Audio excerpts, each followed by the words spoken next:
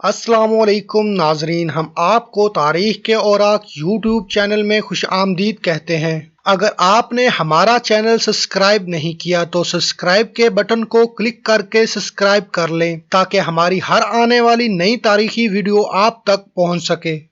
قبلائی خان، جسے مغرب میں اکثر قبلہ خان بھی کہا جاتا ہے، سن 1260 میں چین کے شاہی تخت پر قبضہ کر کے وہاں 34 سال تک حکومت کی تھی۔ اس دوران وہ ایسے فاتح کے نام سے مشہور ہوا جو ثقافت کا بھی شوق رکھتا تھا، لیکن اسے اپنی خاندانی ساکھ کا بھی خیال تھا جو کہ بس حملہ کرنا اور لڑنا تھی۔ وہ چنگیز خان کا پوتا تھا جو امن کی کوششوں کے بجائے اپنے مخالفین کی ایک بڑی تعداد کو قتل کرنے کے لیے بہت مشہور تھا۔ 13ویں صدی کے اوائل تک چنگیز خان کی سلطنت اتنی بڑی سلطنت بن چکی تھی جتنی بڑی یورشیائی براعظم نے اس سے پہلے کبھی نہیں دیکھی تھی اور نہ ہی آج تک دیکھی ہے۔ تاہم قبلائی خان نے لطیف اور سوچ سمجھ کر حکومت چلانے والے حکمران کی ساکھ بنائی جو ان کے دادا کی قتل و غارت والی ساکھ سے قدرے مختلف تھی، لیکن ایسا اچانک نہیں ہوا تھا۔ چنگیز خان کی جنگوں اور وسیع منگول فتوحات کو دیکھ کر سمجھ آتا ہے کیسے حکمران قرون وسطیٰ کے یورشیا میں اتحاد بدل کر تبدیلی کا نیا راستہ بناتے تھے۔ 13ویں صدی کے وسط میں منگولوں نے چینی سونگ خاندان کے ساتھ مل کر اپنے باہمی دشمن جورچن کے خلاف کامیاب اتحاد بنایا۔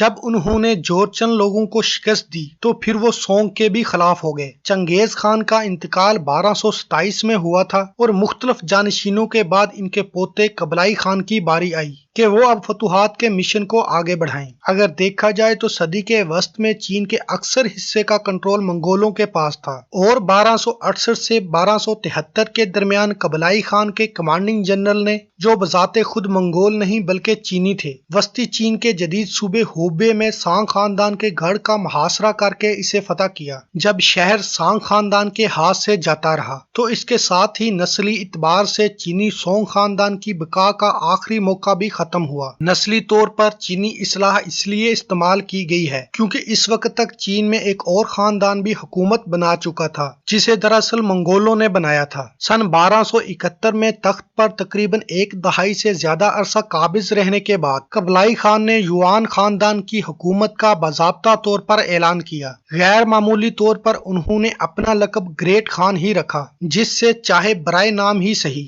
یورشیا میں دوسرے خاندانوں پر ان کا اثر و رسوخ تو قائم رہا۔ یہ پہلا موقع تھا جب ملک پر کسی ایسے خاندان کی حکومت ہوئی جس کا تعلق روایتی طور پر چینی سرزمین سے نہیں تھا، اور یہ آخری بھی نہیں تھی۔ 1644 سے 1912 تک چین کے حکمران مونچوز رہے جنہوں نے چنگ خاندان کے طور پر حکمرانی کی۔ تاہم قبلائی خان نے اپنے اقتدار کو مستحکم رکھنے کے لیے توازن کا پیچیدہ راستہ اختیار کیا۔ انہوں نے چین کو مختلف گروہوں میں تقسیم کیا جن میں منگول اکثر چینیوں سے بالاتر ہوتے، تاہم ہر شعبے میں یہ نسلی تقسیم کا نظام نہیں تھا۔ ان کے بہت سارے مشیر چینی تھے اور انہوں نے چینی بیوروکریسی کے ڈھانچے کو بہت حد تک اس جیسا ہی رکھا تھا جیسا سونگ خاندان کے وقت تھا۔ یہ سلطنت اس لیے بھی مختلف تھی کہ یہ مشرق وسطیٰ تک پھیلی ہوئی وسیع سلطنت کا ایک حصہ تھی اور اس کا اثر اس کی ثقافتی سرگرمیوں میں نمایاں تھا۔ چنانچہ فارس میں بھی ایسے فن پارے ملے جن پر چینی ڈریگنز کے ڈیزائن بنے ہوئے تھے۔ منگول سلطنت نے اپنے مختلف حصوں کے درمیان ڈاک کے نظام کو بہتر بنایا اور قالین یا چٹائی بنانے میں بھی نمایاں بہتری آئی۔ سن 1270 کی دہائی کے اوائل میں مشہور یورپی سیاح قبلائی خان کے دارالحکومت آئے اور وہ تھے وینس کے مشہور سیاح مارکو پولو۔ یہ دارالحکومت اس وقت شنیڈو کے نام سے جانا جاتا تھا جسے مغرب میں زومادو کہتے تھے اور آج کل اس کا نام بیجنگ ہے۔ مارکو پولو قبلائی خان کے محل اور اس کے باغات دیکھ کر دنگ رہ گئے۔ انہوں نے ان کی تعریف کچھ اس طرح کی: آپ کو معلوم ہونا چاہیے یہ اب تک دنیا کا سب سے بڑا محل ہے،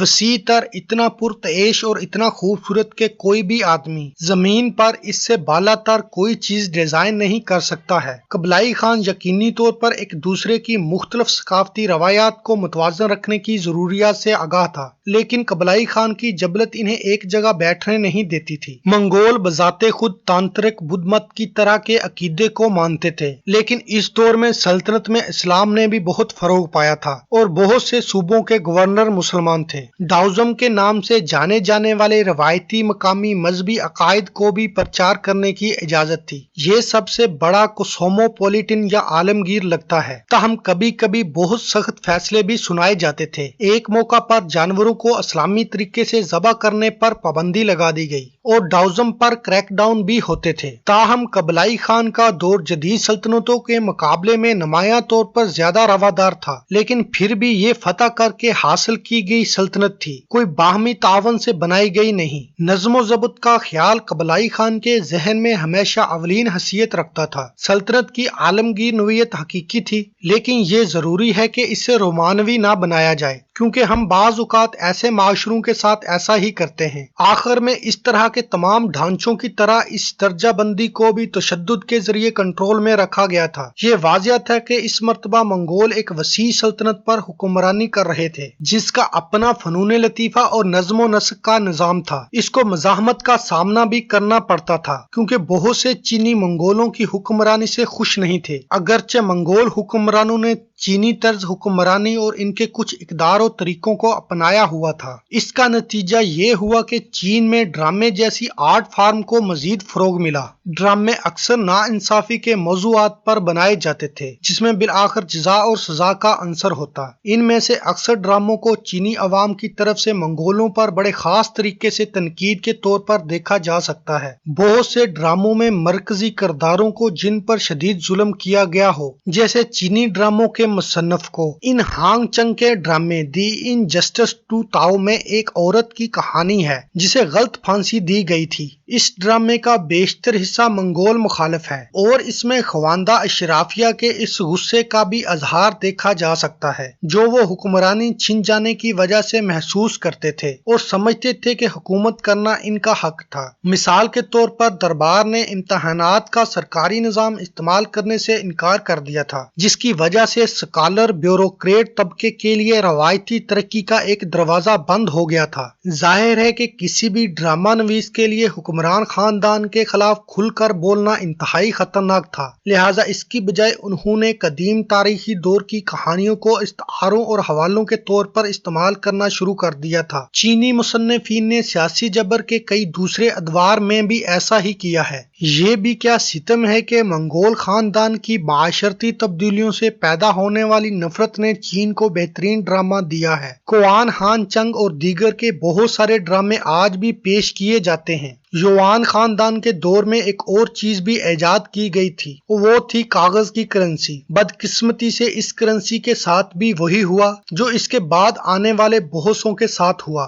حکومت نے بہت زیادہ نوٹ چھاپے لیکن اس کے لیے کچھ نہیں کیا، جس کی وجہ سے افراط زر پیدا ہو گئی۔ 20ویں صدی کے وسط میں چین کی قوم پرست حکومت بھی اس طرح کی مالی تباہی کا شکار ہوئی۔ قبلائی خان کی فتوحات کی حکمت عملی کو بھی کچھ اس طرح کی صورتحال درپیش ہوئی۔ ان کی خواہش تھی کہ سلطنت وسیع سے وسیع تر ہوتی جائے۔ انہوں نے ان علاقوں پر بھی حملے کیے ہیں جنہیں آج کل ویتنام اور میانمار کہا جاتا ہے۔ سن 1271 اور 1284 میں جاپان پر ناکام حملہ کرنا بھی اسی خواہش کا ہی ایک حصہ ہے۔ کہانیوں سے منسوب ہے کہ جاپان پر حملے کے لیے جانے والی کشتیوں کو خدا کی طرف سے بھیجی جانے والی تیز آسمانی ہواؤں نے تباہ کر دیا تھا۔ تاہم یہ بھی ممکن ہے کہ کشتیاں بنانے کے لیے جو تکنیک استعمال کی گئی تھی اس پر زیادہ غور نہیں کیا گیا اور جلدی میں کام ختم کرنے کی کوشش کی گئی تھی، جس کا نتیجہ سامنے تھا۔ جاپان فتح کرنے میں ناکامی سے نہ صرف بڑی تعداد میں پیسہ ضائع ہوا بلکہ اس سے سلطنت کی ساکھ کو بھی نقصان پہنچا۔ اس کے بعد کی کئی جنگوں کے بوجھ اور اپنی پسندیدہ بیوی کی موت نے قبلائی خان کو اندر سے توڑ دیا تھا۔ اپنے آخری سالوں میں لگتا تھا کہ وہ جینے کی خواہش ہی چھوڑ چکے تھے۔ نتیجہ یہ ہوا کہ وہ اپنی پرواہ کرنا چھوڑ گئے، زیادہ کھانے لگے، موٹے ہوئے اور جوڑوں کے درد میں مبتلا ہو گئے۔ قبلائی خان 78 سال کی عمر میں 1294 میں انتقال کر گئے۔ تاہم ان کا یوان خاندان چین پر 1368 تک مزید 100 سال حکومت کرتا رہا اور اس نے ایک نئی مثال بھی قائم کی۔ قبلائی خان کے اپنے آپ کو چین کا شہنشاہ کہلانے کے اعلان سے چینی ریاست کی ایک نئی تشریح سامنے آئی۔ یہ نظریہ نسلی نوعیت کی بجائے مشترکہ اداروں اور ثقافتی اصولوں کے قیام پر مبنی تھا۔ یقیناً سبھی چینی ایسا نہیں سمجھتے اور نہ ہی حقیقت میں تمام منگول بھی اسے تسلیم کرتے ہیں، لیکن یہ ضرور ہے کہ قبلائی خان کی وسط پسندی کی وجہ سے اندرونی ایشیا کے ایک بڑے حصے کو چین میں ضرور لایا گیا اور اس سے ایک نئی راہ کھل گئی۔ جب یوان سلطنت کو شکست ہوئی اور اس کی جگہ منگ سلطنت نے لے لی، جس کے پہلے حکمران در حقیقت منگولوں کو بہت قدر کی نگاہ سے دیکھتے تھے، اور جب 17ویں صدی کے وسط میں منگ سلطنت کو چنگ سلطنت نے شکست دی، تو اس وقت اس طرح کی صورتحال کے لیے ایک مثال سامنے آ چکی تھی، جس میں شمال سے ایک غیر نسلی خانہ بدوش خاندان نے زراعت سے وابستہ اور ثقافتی طور پر مضبوط چینی سلطنت پر کنٹرول کر لیا تھا۔ چنگ خاندان بھی اس طرح تقسیم ہوا کہ حکمران طبقے کے ثقافتی طریقوں کو منگولوں کی بجائے